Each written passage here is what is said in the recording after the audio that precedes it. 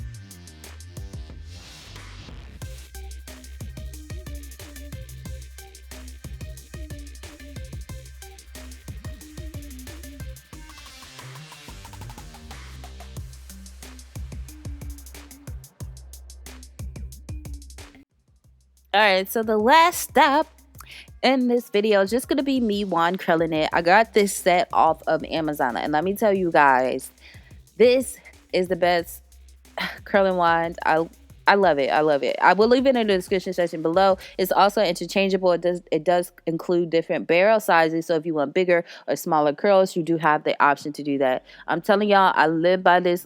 I have not put this curling wand down since I bought it, and it was mad cheap. Let me tell you guys, it was mad cheap. So if you guys are interested, don't forget to check out that below. So normally, like I said, when I know it's time for me to wash my hair, I always go ahead and do one last style, and I love to put curls in the unit. of course, you can't really tell that the hair needs to be washed when you're putting curls in it, because it gives it a lot of volume and just a lot of body, and it just, you know, it just makes it look a little bit more like presentable. So I really felt like this style helped me bring back the unit to life before I do go ahead and wash it and condition it and all that jazz.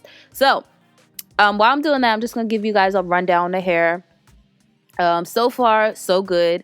I haven't had any problems at all with this unit. Y'all know I bleached it and it didn't give me any problems. It's not dry. You know, sometimes when you bleach hair, if you don't take the proper care, of the hair while you're doing the bleaching process, it won't, I don't even know how to explain it. It won't act right, I guess you can say, or it just won't be maintainable. So didn't have any problems with that. And like I said, I only washed it and condition it that one time after I did the color. So we're still working on it. It's probably been a good time since I, you know, washed it. So y'all, hair holding up great. Of course it sheds, like I said in my last video. I have getting a few shedding. Haven't experienced any tanglings at all.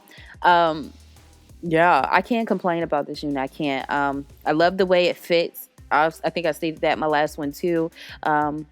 It's definitely big head friendly. I'm trying to make sure I cover everything because sis, hair is popping, period. So yeah, I think that's all, y'all. So I really hope you guys enjoyed this video. Let me know what you guys think of this style with this hair color, of course. So yeah, be sure to check the description section below for all information in regards to this unit. And until next time, your girl will see you later.